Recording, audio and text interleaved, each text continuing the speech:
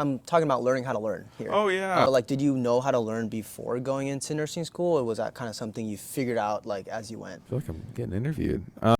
No, it was it was definitely it actually a lot of the understanding I had about my individual learning came from being an education major. Ooh. And so I was able to like that I think was one of the greatest things about being in that major was I was able to understand in an effort to learn how students learn. I also was more attentive how I learned as a student, right? Like what, and I know there's these topics about like visual versus audio learners and like people who tend to learn by writing versus typing versus like all these different preferences for how to learn. And I basically kind of I had a pretty good foundation of how I learned. However, I'll have to say I pretty much everything that I thought about how I learned was completely thrown out the window when I started studying for nursing exams because it required a completely different pathway of learning material than I had ever had before.